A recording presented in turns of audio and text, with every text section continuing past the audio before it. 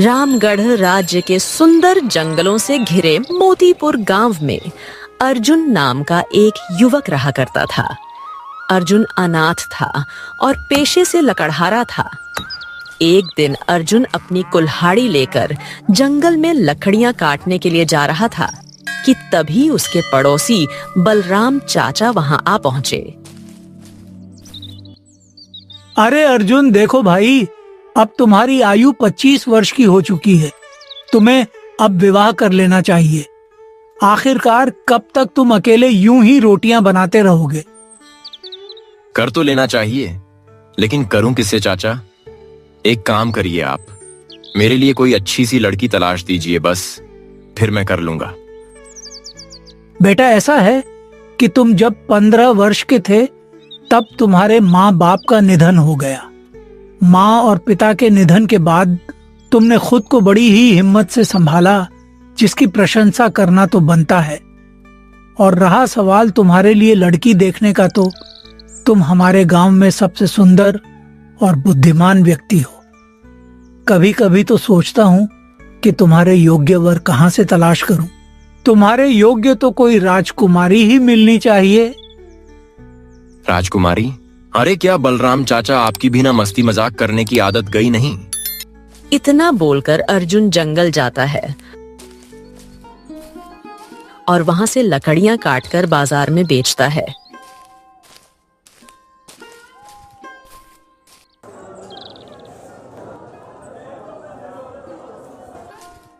शाम को अर्जुन अपने घर आ रहा था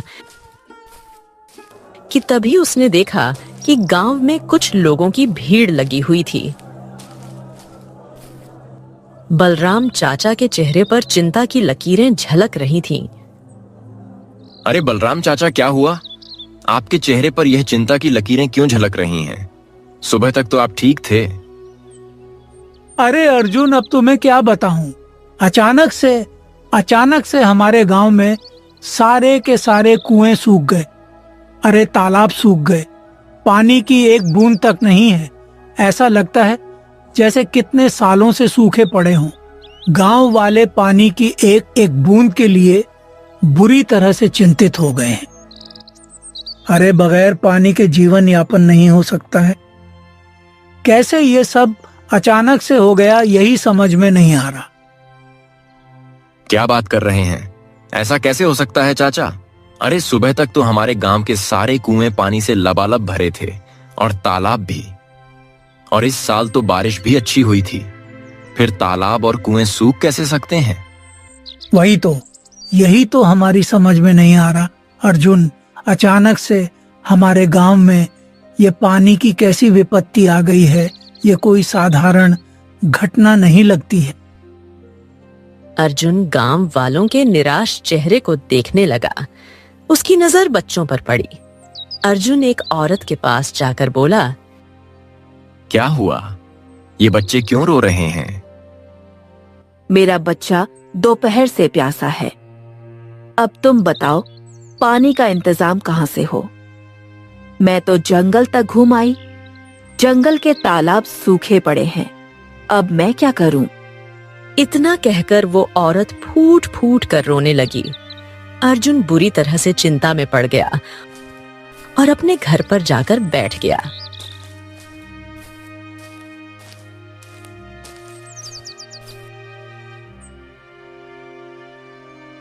कुछ देर बाद बलराम चाचा वहां पर दोबारा आ पहुंचे।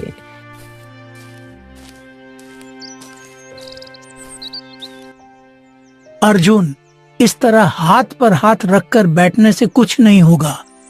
गांव में सबसे ज्यादा हिम्मतवर और बुद्धिमान तुम ही तो हो। हमें पता लगाना होगा कि आखिरकार यह विपत्ति अचानक से आ कैसे गई। जरूर इसके पीछे कोई ना कोई गहरा राज छिपा है। वैसे आप बिल्कुल सही कह रहे हैं बलराम चाचा, लेकिन समझ में यह नहीं आ रहा कि मैं इस राज या गहरी विपत्ति का पता कैसे लगाऊं। अर्जुन, हमारे गांव से कुछ दूर एक झोपड़ी है जहां पर एक बूढ़ी काकी रहती हैं। कहते हैं कि उनकी आयु 100 वर्ष की हो चुकी है, मगर अभी भी वह बिल्कुल स्वस्थ है। उसे कुछ चमत्कारिक शक्तियों का ज्ञान है। मैंने सुना है कि जब भी विपत्ति आती है तो लोग उनसे परामर्श लेने के लिए उनके पास जरूर जाते हैं। ओह, अगर ऐसी बात है तो ठीक है, फिर मैं आज ही बूढ़ी काकी के पास जाऊंगा। इतना बोलकर अर्जुन वहां से चला गया।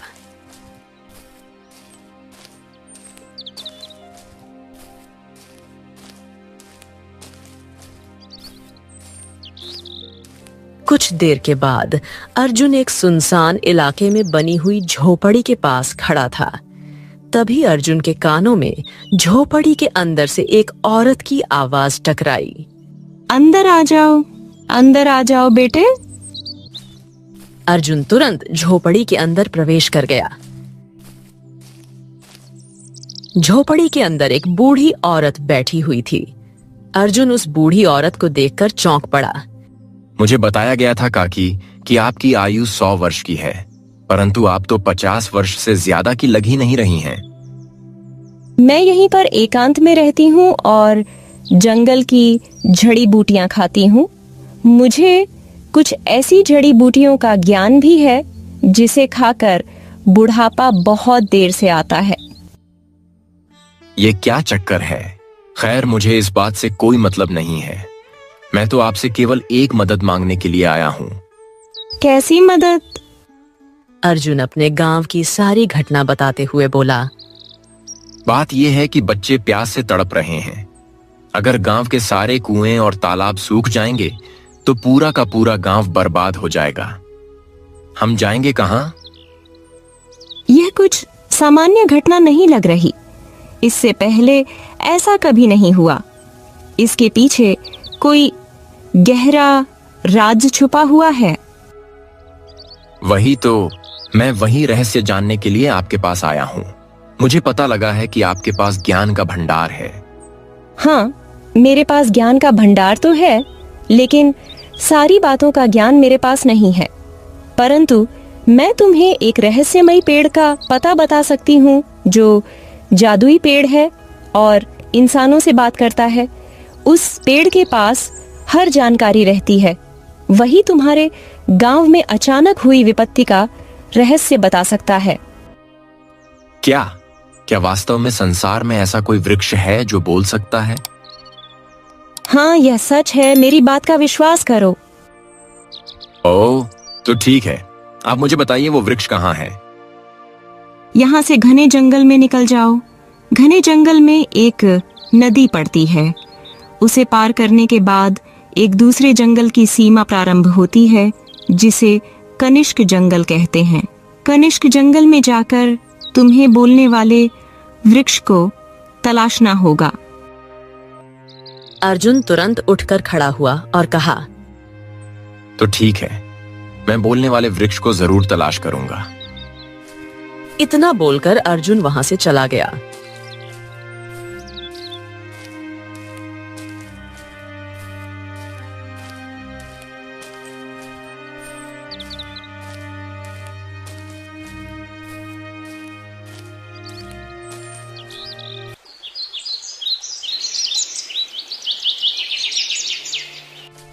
अगली सुबह अर्जुन घने जंगल की ओर निकल पड़ा।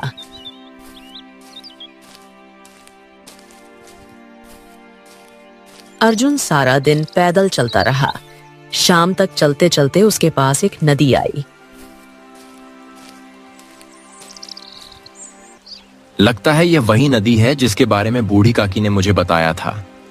मुझे इसे पार करना होगा। मेरे शरीर में जान तो नहीं है, लेकिन इसके अलावा और कोई रास्ता भी नहीं है। अर्जुन तुरंत नदी में कूद गया और नदी को पार किया। नदी पार करने के बाद अर्जुन ने खुद को एक दूसरे जंगल में पाया। अर्जुन ने जंगल में चलना शुरू किया। बहुत देर तक चलते चलते वो एक वृक्ष के नीचे बैठ गया और अपने आप से बोला, बाप रे, ये कहां आ गया मैं? ओहो, अब यहां मैं यह जादुई और बोलने वाले वृक्ष को कहां तलाश करूं? अब मैं क्या करूं? तभी एक मायावी पक्षी उसके पास आकर बैठ गई और मनुष्य की आवाज में अर्जुन से बोली, तुम साधारण जंगल में नहीं हो मनुष्य, तुम एक मायावी जंगल में हो। यह बात तुम सही कह रही हो। तुम्हारा बोलना इस बात का प्रमाण है कि मैं वास्तव में एक मायावी जंगल में हूँ, वरना तुम मैना पक्षी होकर मनुष्य की आवाज में बात नहीं कर सकती। वो सब छोड़ो, ये बताओ तुम जंगल में क्यों आए हो? अर्जुन सारी घटना बताता है। तो फिर मैं सही समय पर तुम्हारे पास आई हूँ। मैं तुम्हें उस बोलने वाले पेड़ के पास ले जा सकती हूँ। मुझे उसका पता मालूम है। ठीक है, तो फिर मुझे उसके पास ले चलो। तो फिर मेरे पीछे पीछे आओ। अर्जुन तुरंत पक्षी के पीछे पीछे चलने लगा। कुछ ही देर के बाद जादुई मैना पक्षी अर्जुन को एक घने वृक्ष के पास ले गई। वृक्ष की शाखाएं बड़ी ही विचित्र किस्म की थीं।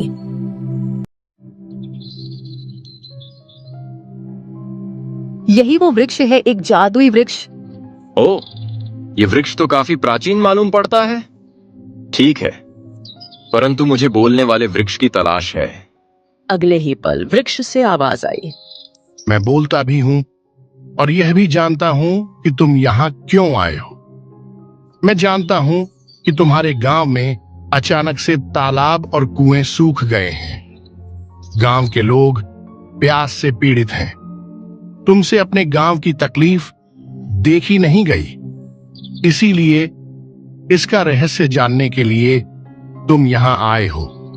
ओह, तुम तो वास्तव में बोलने वाले वृक्ष हो, परंतु तुम कैसे जानते हो मेरे बारे में और मेरे गांव के बारे में? क्योंकि मैं एक जादुई वृक्ष हूं। अच्छा, तो फिर मुझे इसका रहस्य बताओ। मेरे अंदर एक दूसरी दुनिया का द्वार है। उस दुनिया में जाने पर तुम एक विचित्र नगर पाओगे, जहां चारों ओर सन्नाटा फैला होगा। वहां एक साधु कैद है, जिसे एक राक्षस ने बंदी बना रखा है। तुम्हें उसे राक्षस से मुक्त कराना होगा। वहां एक अमृत कुंड भी है। उसका जल पीने से कोई भी अमर हो सकता है और फेंकने से जल राख हो सकता है। अरे क्या मतलब? मुझे कुछ भी समझ में नहीं आया। अगर बुद्धिमान हो तो समझ जाओगे, अगर मूर्ख हो तो मारे जाओगे। वृक्ष के अंदर से रंग बिरंगी किरणें फूटने लगीं। क्या तुम तैयार हो? अगर तैयार हो तो इस रोशनी के सामने आओ। अर्जुन ने एक नजर मैना पक्षी की ओर और दूसरी नजर वृक्ष की ओर डाली।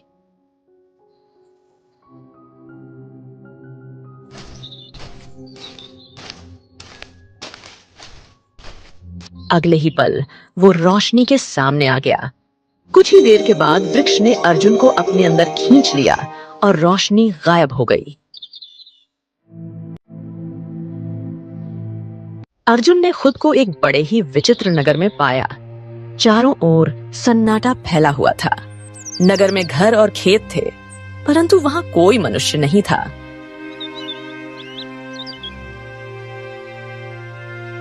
ये मैं कहां आ गया? यह तो बड़ा ही विचित्र नगर है। चारों ओर सन्नाटा पड़ा हुआ है। अब मैं साधु महाराज को कहां ढूंढूं जो राक्षस के कब्जे में है? यह क्या चक्कर है भाई? अगले ही पल अर्जुन के कानों में किसी बूढ़ी औरत की कराहट टकराई। उसने पलट कर देखा तो एक बूढ़ी औरत झाड़ियों में बैठी थी।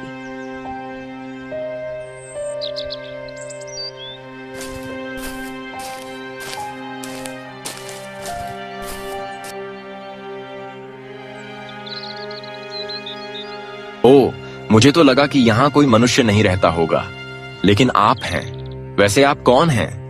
मैं इस नगर की वासी हूँ। हाँ, ये तो समझ में आ गया, लेकिन यहाँ तो और कोई नहीं है। पहले इस नगर में काफी लोग रहते थे, लेकिन राक्षस ने सबको मारकर खा लिया। उसने ही मुझे अपने जादू की शक्ति से अपाहिज कर दिया। मैं चल नहीं सकती, परंतु मैं जानती हूँ कि राक्षस कहाँ है। तुम यहाँ क्यों आए हो और कैसे आए हो? अर्जुन सारी घटना बताता है।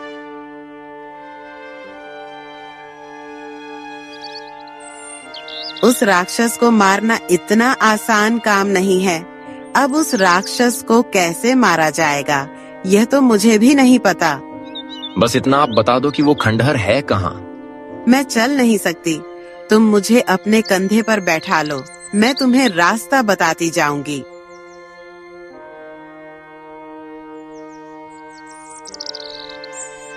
अर्जुन ने बूढ़ी औरत को अपने कंधे पर उठा लिया।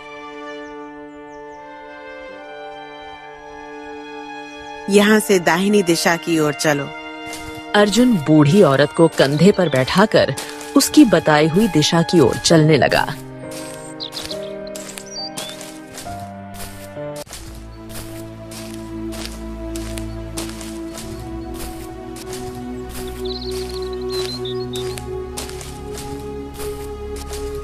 बहुत दूर चलने के बाद अर्जुन को एक खंडर नजर आया।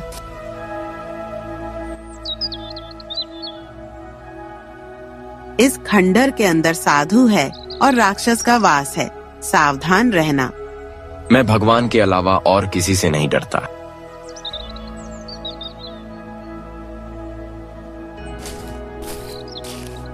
अर्जुन खंडर के अंदर गया। वहां एक साधु पिंजरे में कैद था।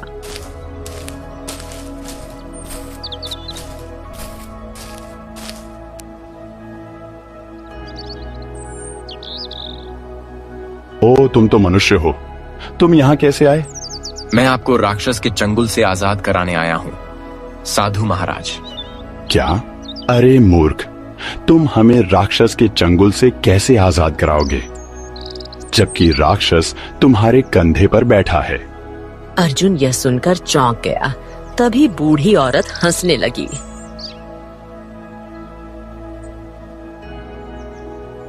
ये सच बोल रहा है, यह साधु सही कह रहा है। जब तुमने इस नगर में सन्नाटा देखा और मुझे देखा, तब भी तुम मुझ पर शक नहीं कर पाए। मैं ही राक्षस हूँ। यह बिल्कुल सही कह रही है।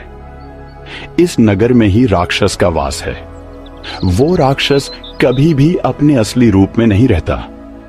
कभी पुरुष के रूप में रहता है तो कभी बूढ़ी स्त्री के रूप में रहता है। और यह राक्षस इस समय बूढ़ी औरत के रूप में है, और तुमने इस राक्षस को अपने कंधे पर बैठा लिया है। अचानक अर्जुन को अपने कंधों पर भार बहुत भारी मालूम होने लगा। अब मुझे यह बूढ़ी औरत उतारनी है। अर्जुन बूढ़ी औरत को फेंकने की कोशिश करता है, पर बूढ़ी औरत उसके शरीर से बुरी तरह चिपक गई थी। अर्जुन चाहकर भी उसे अपने शरीर से नहीं हटा पाया। अरे बस करो, उतर जाओ मेरे कंधे से, उतरो। एक ही शर्त पर। कैसी शर्त? यहाँ से कुछ दूर एक अमृत कुंड है। तुम अमृत कुंड से जल निकाल कर लेकर आओ। उस जल को पीने के बाद मैं अमर हो जाऊंगी, और वो जल केवल मनुष्य ला सकता है। तुम्हें जो मैना पक्षी जादुई वृक्ष के पास ले गई थी। वह मैना पक्षी कौन है? मैंने ही उस पक्षी को किसी मनुष्य को फंसाने के लिए वहाँ पर छोड़ रखा है। जादुई अमृत कुंड से अमृत वही ला सकता है जिसके मन में दूसरों के प्रति प्रेम हो और जिसके मन में इंसानियत हो, और वो तुम हो। बोलो, क्या तुम अमृत कुंड से अमृत लेकर आओगे? किसी भी कीमत पर नहीं। अगर मैं ले आऊंगा तो तुम हमेशा के लिए अमर हो जाओगी। तो फिर सोच लो, मैं तेरे कंधे से कभी नहीं उतरूंगी। अर्जुन गहरी सोच में डूब गया।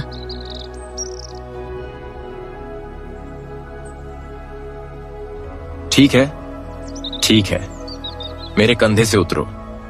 अब मेरा शरीर आज तुम्हारा भार नहीं सह पा रहा। उतरो, उतरो। तो फिर जा, अमृत कुंड से अमृत लेकर आ, और याद रख, अगर तूने जरा सी भी चालाकी की तो मैं उस साधु महाराज को जलाकर राख कर दूंगी। उसके बाद तेरा गांव प्यास से तड़प तड़प कर मर जाएगा। अर्जुन के पास कोई और चारा नहीं था।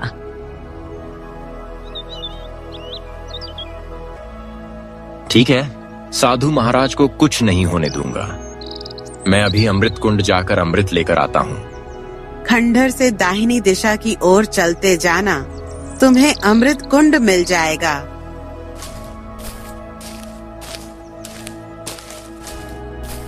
अर्जुन तुरंत खंडहर से बाहर निकला और दाहिनी दिशा की ओर चलने लगा। कुछ देर के बाद अर्जुन को एक विशाल तालाब नजर आया जो सुनहरी किरणों से चमक रहा था। हाँ, लगता है यही है अमृत कुंड। तभी अमृत से आवाज आई, हाँ, यही है अमृत कुंड, और मेरे अमृत जल को केवल और केवल वही मनुष्य ले सकता है जो बुद्धिमान हो, दूसरों के प्रति इंसानियत रखता हो और लालच से मुक्त हो। वो जल अपने लिए नहीं बल्कि मानवता की भलाई के लिए ले। याद रखना, अगर तुम्हारे अंदर यह गुण नहीं है तो जैसे ही कलश में जल भरोगे तुम जलकर राख हो जाओगे। अर्जुन गहरी सोच में डूब गया।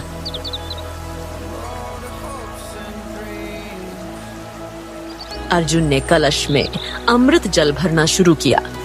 कुछ ही देर में कलश भर गया और अर्जुन सुरक्षित रहा।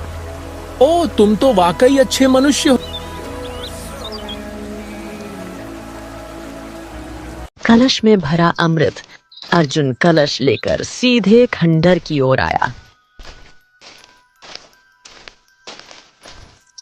कलश में भरा अमृत सोने की तरह चमक रहा था।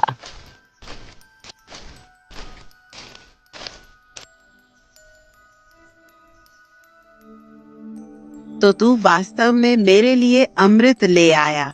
अब इसे मुझे दे दे और इस साधु को ले जा।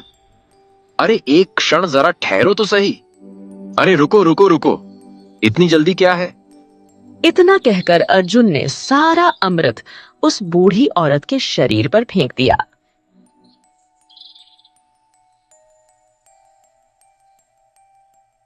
ये तूने क्या किया मूर्ख? तूने अमृत जल को व्यर्थ कर दिया। अब दोबारा जा और यह जल लेकर आ, और अगर तूने इस बार कोई हरकत की तो मैं इस साधु और तुझे यहीं जलाकर राख कर दूंगी। इसकी नौबत नहीं आएगी क्योंकि यही तेरा अंत है। अगले ही पल बूढ़ी औरत के शरीर में आग लग गई। वो तड़पती हुई चीखने लगी।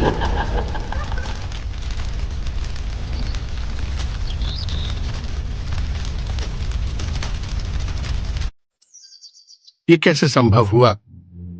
जब उस जादुई वृक्ष ने मुझसे कहा कि इस नगर में एक अमृत कुंड है, अगर कोई पिएगा तो अमर हो जाएगा, और अगर कोई उस अमृत को किसी के ऊपर फेंकेगा तो वह जलकर राख हो जाएगा। बस उस समय हालांकि मुझे यह पहेली समझ में नहीं आई थी, लेकिन जब मैंने अमृत जल कलश में भरा तब मुझे समझ में आया कि यह जादुई वृक्ष मुझसे क्या कहना चाहता था। कुछ ही देर में बूढ़ी औरत जलकर राख हो गई और अचानक पिंजरा गायब हो गया। हाँ, तू तो वास्तव में बड़ा ही बुद्धिमान है। साधु महाराज, लेकिन आप तो बहुत ज्ञानी हैं। आप इस राक्षस के चंगुल में कैसे फंस गए? जिस जादुई वृक्ष ने तुम्हें इस नगर में पहुंचाया है, मैं वर्षों से उसी वृक्ष के नीचे तपस्या कर रहा था। कुछ समय पहले यह राक्षस इंसानी रूप धरकर मेरे सामने आया और मेरा शिष्य बनने की इच्छा जाहिर की। मैं तपस्या में मग्न था, उसकी चालाकी को पहचान नहीं पाया और उसने मनुष्य बनकर मेरी चमत्कारी शक्तियां प्राप्त की और मेरे ही मंत्रों से वृक्ष के अंदर से दूसरी दुनिया का द्वार खोल लिया। फिर मुझे धोखे से यहां कैद कर दिया और अपनी जादुई शक्ति से तुम्हारे गांव के सारे तालाब और कुएं का पानी खत्म कर दिया। ओ, लेकिन ऐसा क्यों किया? क्योंकि उसका असली मकसद अमृत कुंड का जल था। वह जानता था कि अमृत जल केवल वही ला सकता है जिसके मन में इंसानियत और दूसरों के प्रति प्रेम हो। इसीलिए जब तुम यहां आए तो उसने पहचान लिया कि वही मनुष्य हो तुम, लेकिन तुम्हारी चतुराई से आज उसका अंत हो गया।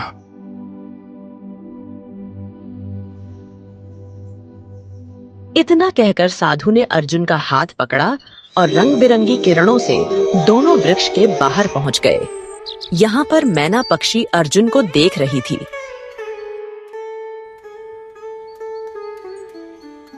अगले ही पल मैना पक्षी रंग बिरंगी किरणों से एक राजकुमारी में परिवर्तित हो गई।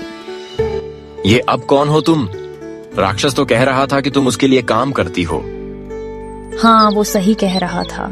मैं यहाँ घूमने आई थी। अचानक उसने मुझे पकड़कर अपनी जादुई शक्ति से मैना पक्षी में बदल दिया। उसने मेरे ऊपर एक विशेष प्रकार का जादू किया था। उसके सम्मोहन में रहकर मैं उसी के लिए काम कर रही थी, परंतु तुमने उसे मारकर उसका सम्मोहन तोड़ दिया और मैं अपने असली रूप में आ गई। अब मैं तुमसे विवाह करूंगी क्योंकि तुमने मुझे राक्षस की कैद से मुक्त किया है। अब तुम जा सकते हो अर्जुन। राक्षस मर चुका है। तुम्हारे गांव के तालाब और कुएं फिर से पानी से भर चुके होंगे। जाओ।